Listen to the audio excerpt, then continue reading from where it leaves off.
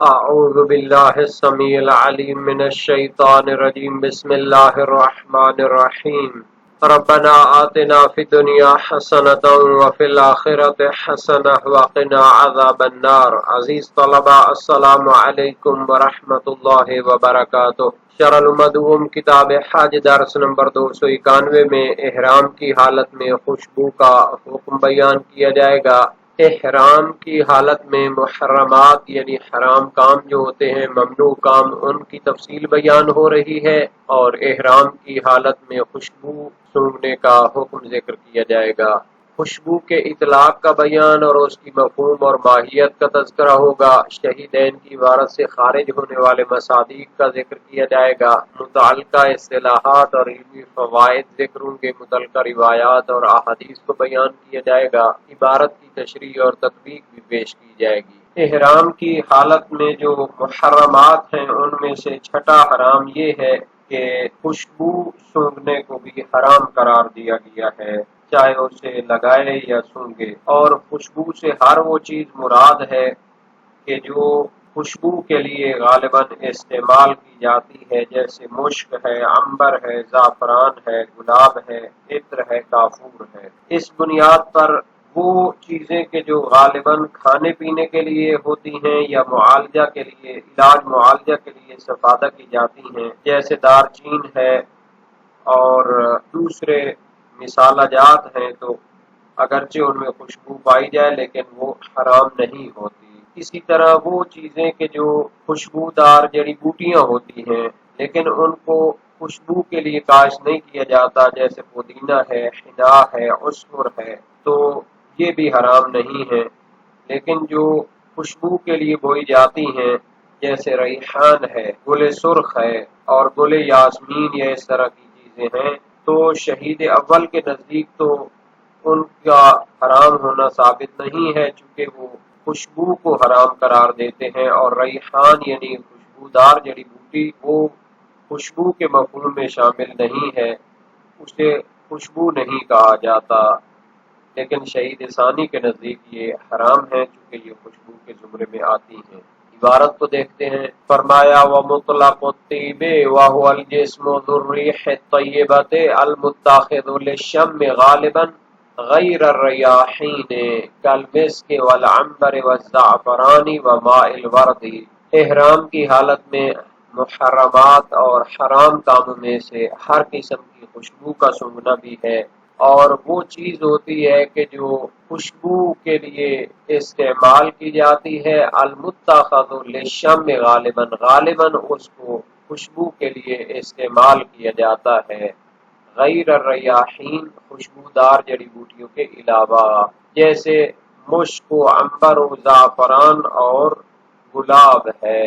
ریاحین ریحان کی جمع ہے، خوشبودار جڑی بوٹی کو کہتے ہیں، جیسے گل سرخ ہے۔ تو اس کے استثناء کی غرض یہ ہے کہ ریاحین خوشبو کے معنی میں داخل نہیں ہوتے اور اسے طیب نہیں کہا جاتا۔ عربی میں خوشبو کو طیب کہتے ہیں دوئے کے ساتھ، تو اس وجہ سے شہید اول کے نزدیک یہ حرام نہیں ہو۔ مسک اردو فارسی میں مشک بھی کہتے ہیں، تو یہ ہرن کے ناف سے نکلنے والی خوشبو ہوتی ہے، اور عنبر یہ بھی ایک خوشبودار مادہ ہوتا ہے جو ایک مچھلی کے پیٹ سے اور معدے سے نکلتا ہے۔ بعض اوقات تو وہ فضلے کی صورت میں نکالتی ہے تو سمندر کے پانی کے اوپر جمع ہو جاتا ہے، یا کبھی اس مچھلی کو پکڑ کر اس کے شکم کو پارا کر کے نکالا جاتا ہے۔ وَخَرَجَ بِقَيْدِ الْاتِّخَاذِ لِلشَّمِّ مَا يُطْلَبُ مِنْهُ لِلْعَقْلِ اَوِ التَّدَاوِي غالباً، ایسی خوشبودار چیز جسے غالباً خوشبو کے لیے استعمال کیا جاتا ہے۔ اس قید سے خارج ہو گئی وہ چیزیں کہ جو خوشبودار تو ہیں لیکن اکثر وہ کھانے پینے کے لیے یا علاج معالجہ کے لیے استعمال ہوتی ہیں، کل قرنفل و دار چینی جسے عربی میں دار سینی کہتے ہیں، وسائر الاباذیر الطیبۃ فلا یحرم شمہ۔ قرنفل یہ لونگ کو کہتے ہیں، اور دار چینی اور دوسرے جو خوشبودار مثالے ہوتے ہیں، گرم مثالے، فلا یحرم شمہ، تو ان کو سونگنا حرام نہیں ہوتا، چونکہ ان کی اساس کھانے پینے کے لیے ہے یا علاج معالجہ کے لیے بھی استعمال ہوتے ہیں۔ قرنفل لونگ ہے، اس کی مختلف اقسام ہوتی ہیں اور گرم علاقوں میں اس کے درخت پائے جاتے ہیں، اور اس کو غذا میں بھی استعمال کیا جاتا ہے، اور اسی طرح طبی فوائد بھی اس میں ہوتے ہیں، جن کی تفصیل جناب ابو علی سینا نے اپنی کتاب قانون میں تفصیل کے ساتھ بیان کی ہے۔ اور کتاب القانون کا دائرہ اثر بہت وسیع رہا ہے۔ مغرب میں جیراڈ کے بعد بھی اس کے کئی تراجم ہوئے۔ 15ویں صدی کے صرف آخری 30 برس میں 16 بار وہاں شائع ہوئی۔ 16ویں صدی میں 20 بار سے زیادہ۔ ٹیپ العرب میں کیمبل نے 1473 سے 1608 کے عرصہ میں اس کے 30 ایڈیشنوں کا ذکر کیا ہے۔ 17ویں صدی کے دوسرے نصف میں یہ برابر شائع ہوتی رہی۔ مونٹ پیلیئر اور لووین کی یونیورسٹی میں 1650 تک نصابی کتاب رہی۔ ویانا اور فرینکفرٹ کی یونیورسٹیوں میں بھی رازی اور ابن سینا کی کتابیں پڑھائی جاتی رہی ہیں۔ 1560 میں اطالوی میں انڈریا الفاگو کے ترجمے کے بعد بھی کئی طرح ترجمے ہوئے جو اٹلی اور فرانس میں پڑھائے جاتے رہے۔ روما سے بھی اس کے 3 ایڈیشن شائع ہوئے۔ وینس سے ایک ایڈیشن 1544 میں اور باسل سے 1552 میں شائع ہوا۔ اردو زبان میں اس کا ترجمہ 1945 میں خواجہ رضوان احمد نے کیا اور پھر یہ کئی مرتبہ شائع ہوا۔ اس کا جدید ایڈیشن ڈاکٹر آتش دورانی کے نظر ثانی سے مقتدرہ قومی زبان اسلام آباد سے 1999 میں شائع ہوا، اور اس کی جدید طبع 2017 کی ہے۔ اس میں انہوں نے بتایا ہے کہ یہ جو لونگ ہوتی ہے یہ یاسمین کی طرح ایک جڑی بوٹی ہے، لیکن سیاہ ہے، اور اس کا جو ثمرات ہیں اس سے خوشبو پیدا ہوتی ہے منہ میں، اور آنکھوں میں تقویت پیدا ہوتی ہے، جگر اور معدے کے لیے بھی تقویت کا سبب بنتی ہے۔ دار چینی تو ابو علی سینا نے اس کے بھی خواص اپنی کتاب میں گنوائے ہیں۔ ابازیر ابزار کی جمع ہے، اور ابزار خود خضر کی جمع ہے، یعنی مسالہ جات کو کہتے ہیں، جیسے ہمارے ہاں مرچیں ہیں، زیرہ، زنجبیل، وَقَضَى مَا لَا يَنبُتُ لِلطِّيبِ كَالْفُوتَنْجِ وَالْحِنَاءِ وَالْعُسْتُرِ وَأَمَّا مَا يُقْصَدُ شَمُّهُ مِنَ النَّبَاتِ الرَّطْبِ كَالْوَرْدِ وَالْيَاسْمِينِ فَهُوَ رَيْحَانٌ وَالْأَقْوَى تَحْرِيمُ شَمِّهِ أَيْضًا۔ اسی طرح وہ چیزیں کہ جو خوشبو کے لیے نہیں اگائی جاتی، کلفوتنج جیسا کہ پودینہ ہے، حنا مہندی ہے، اور اسفر زرد رنگ کی پھولوں والی جڑی بوٹی ہے، تو یہ خوشبو کے لیے نہیں اگائی جاتی، اس کے طبی فوائد ہوتے ہیں، تو ان کا سونگھنا بھی حرام نہیں ہوگا۔ لیکن وہ جڑی بوٹیاں کے جن کا قصد ہوتا ہے یعنی سونگھنا، اور وہ جڑی بوٹیاں ہوتی ہیں نبات راتب یعنی جڑی بوٹیاں ہوتی ہیں، لیکن ان سے قصد کیا جاتا ہے سونگھنے کا، یعنی وہ خوشبودار ہوتی ہے، کلوارد جیسے گلاب ہے، یاسمین ہے، تو اسے ریحان کہتے ہیں۔ شہید اول کے نزدیک تو وہ حرام نہیں ہے اس کتاب کے مطابق، لیکن شہید ثانی فرماتے ہیں قوی تر قول یہ ہے تحریم و شام میں ہی کہ اس کو سونگھنا بھی حرام ہے، کیونکہ اس سے سونگھنے کا قصد کیا جاتا ہے اور وہ خوشبودار بھی ہوتی ہے۔ فوتنج تو پودینہ ہے، اس کے بہت زیادہ طبی فوائد ہوتے ہیں، اور اس کو غذاؤں میں بھی استعمال کیا جاتا ہے۔ ابو علی سینا نے قانون میں اس کی تفصیل بیان کی ہے۔ اور حنا مہندی کو کہتے ہیں، جس سے بالوں کو اور ہاتھوں یا پاؤں کو رنگین بھی کیا جاتا ہے، اور اس کے طبی فوائد بھی ہوتے ہیں۔ اسفر بھی اسی طرح کی جڑی بوٹی ہے جس کے خوشبودار اور رنگدار پھول ہوتے ہیں، لیکن اس کو خوشبو کے لیے نہیں اگایا جاتا، لیکن ورد اور یاسمین کو خوشبو کے لیے اگایا جاتا ہے، اور ان کو ریحان کہتے ہیں جس کی جمع ریاحین ہوتی ہے۔ جہاں تک احرام کی حالت میں خوشبو کا سونگھنا اور کھانا حرام ہے، تو اس پر تمام فقہائے شیعہ کا اتفاق ہے ایک لحاظ سے، یعنی اصل مسئلہ میں اتفاق پایا جاتا ہے، اختلاف اس کے مصادیق میں ہے کون سی خوشبو حرام ہوتی ہے۔ تو شیخ مفید بغدادی، سید مرتضی علم الہدا بغدادی، ابن بابویہ یعنی شیخ صدوق کے کمی، اور شیخ توسی علیہ رحمہ اپنی المبسوط میں ایک جگہ میں، اور ابن ادریس ہلی، محقق ہلی، علامہ ہلی اور ان کے فرزند فخر المحققین اور شہید اول و شہید ثانی فرماتے ہیں کہ خوشبو اپنی تمام انواع اور اقسام کے ساتھ حرام ہوتی ہے جناب احرام باندھنے والے شخص پر۔ اور شیخ طوسی اپنی تہذیب الاحکام میں فرماتے ہیں کہ خوشبو حرام ہوتی ہے جو مشک، عنبر، زعفران اور ورس کہلاتی ہے۔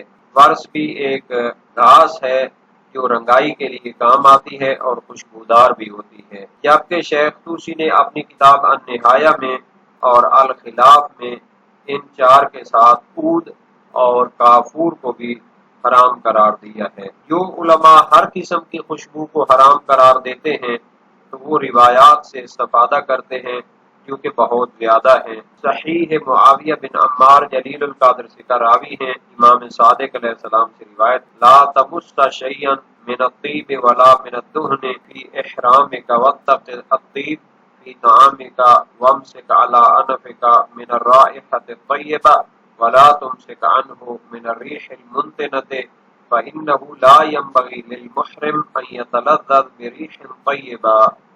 وسائل الشیعہ باب 18 ابواب طرق الاحرام حدیث پنجم ہے، یعنی لا تمس شیئا من الطیب، خوشبو نہیں سونگھنی اور نہ ہی احرام کی حالت میں تیل لگانا ہے، اور کھانے میں بھی خوشبو سے بچنا ہے اور خوشبو سے ناک کو بھی بچانا ہے، لیکن بدبو سے ناک کو روکنا ضروری نہیں ہے، اور احرام والے کے لیے سزاوار نہیں ہے کہ وہ خوشبو سے لذت حاصل کرے۔ شیخ طوسی نے تہذیب الاحکام میں چار قسم کی خوشبوؤں سے اجتناب واجب ہونے کے لیے استدلال پیش کیا ہے۔ صحیح معاویہ بن عمار جو دوسری روایت ہے ان کی امام صادق علیہ السلام سے، انما یحرم علیک من الطیب اربعۃ اشیاء، بے شک احرام کی حالت میں تم پر صرف چار خوشبوئیں حرام ہیں، المسک والعنبر الزعفران الورس، غیر انہ یکرہ للمحرم الادہان الطیبۃ الریح،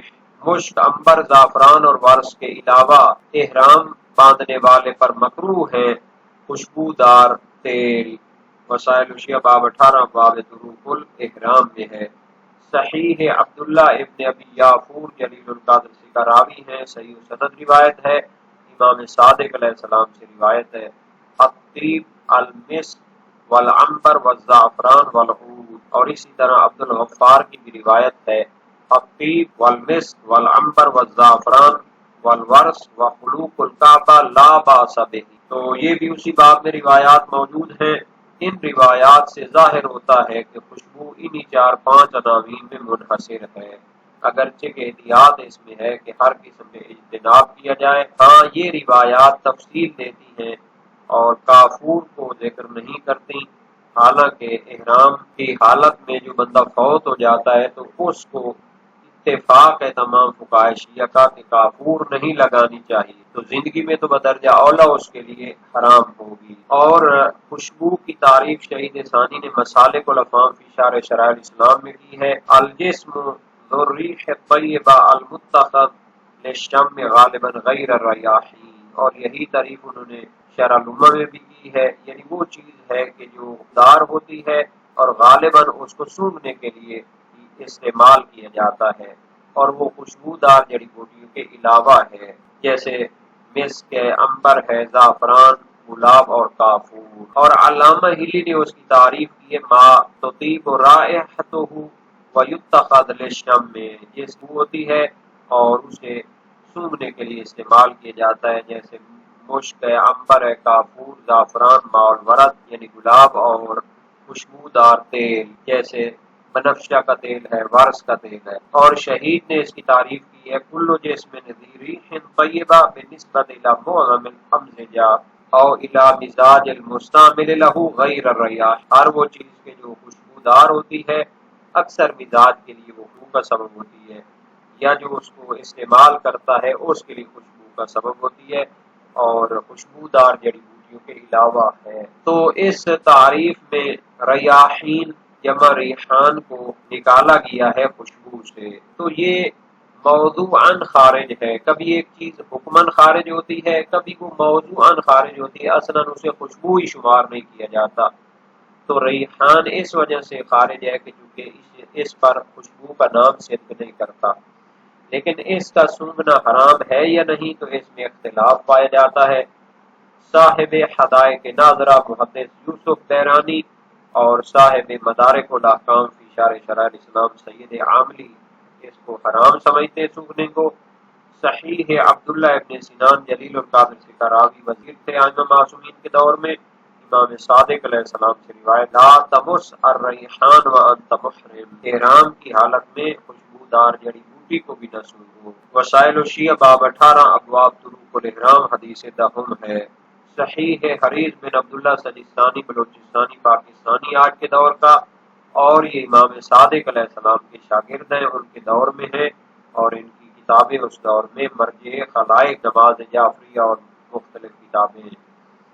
امام صادق علیہ السلام سے روایت کی، لا یمس المحرم شیئا من الطیب ولا الریحان ولا یتلذذ به، احرام باندھنے والا شخص نہ خوشبو سونگے اور نہ ہی ادار جڑی بوٹیوں کو سونگے اور نہ ہی ان سے لذت حاصل کرے۔ محقق ہلی، علامہ ہلی اور ابن ادریس ہلی سے منقول ہے، بلکہ ابن جنید اسکافی جلیل القادر علماء فقہا میں سے ہیں، ان سے منسوب ہے کہ خوشبودار جڑی بوٹی جسے ریحان کہتے ہیں تو اس کا سونگھنا مکروہ ہے۔ اس طرح وہ ان روایات اور دوسری روایات کے درمیان یا بندی کرنا چاہتے ہیں۔ وہ روایتیں صحیح معاویہ بن عمار جلیل القادر سے راوی ہیں، امام صادق علیہ السلام سے روایت، فرمایا لا باس ان تشم الادخیر والقیسون والخزامہ والشیح واشباہہ وانت محرم، کوئی حرج نہیں ہے کہ ادخیر نامی اور قیسون و خزامی اور شیح نامی جو جڑی بوٹیاں ہیں ان کو سونگھو احرام کی حالت میں۔ وسائل الشیعہ باب 25 ابواب طرق الاحرام میں یہ حدیث موجود ہے، اس بنیاد پر کہ ان کے ساتھ اشباہہ کا لفظ آیا ہوا، یعنی ان جیسی جڑی بوٹیاں، تو وہ ریاحین مراد ہیں جو خوشبودار جڑی بوٹیاں۔ تو اس میں اشکال یہ ہے کہ اس سے مراد ہر قسم کی صحرائی جڑی بوٹیاں ہیں جیسا کہ مدارک الاحکام میں فرمایا ہے، تو احوط یہ ہے کہ ان سے بھی اجتناب کیا جائے۔ باقی رہ گئی جو چیزیں غالباً اور اکثر کھانے پینے کے لیے استعمال ہوتی ہیں، مثال جات کے طور پر یا علاج معالجہ کے لیے ان سے استفادہ کیا جاتا ہے، جیسے یہ دیسی حکیم ہوتے ہیں، مختلف شربت بناتے ہیں، پھکیاں بناتے ہیں، تو ان کا سونگھنا حرام نہیں ہوتا۔ روایات موجود ہیں، عمار صاباتی کی روایت امام صادق علیہ السلام سے، فرمایا بلکہ سوال کیا عن المحرم یتخلل، احرام والا شخص خلال کرنا چاہتا ہے، مسواک کرنا چاہتا ہے، فرمایا نعم لا باس، ہاں اس میں کوئی حرج نہیں۔ قلت لو یاکل الاترج، یا وہ لیمو کھا سکتا ہے؟ فرمایا نعم۔ قلت له فإن له رائحة طیبہ، اس کی خوشبو ہوتی ہے۔ فرمایا ان الاترج طعام وليس هو من الطيب، یہ کھانا ہوتا ہے، یہ خوشبو شمار نہیں ہوتا۔ وسائل الشیعہ باب 26 ابواب طرق الاحرام حدیث دوم ہے۔ اور جو چیزیں خوشبودار ہیں لیکن علاج معالجہ کے لیے استعمال ہوتی ہیں تو وہ بھی لغتاً بھی اور عرف کے لحاظ سے بھی خوشبو ہونے سے خارج ہیں، تو ان کا سونگھنا بھی حرام نہیں ہوگا یا کھانا بھی حرام نہیں ہوگا۔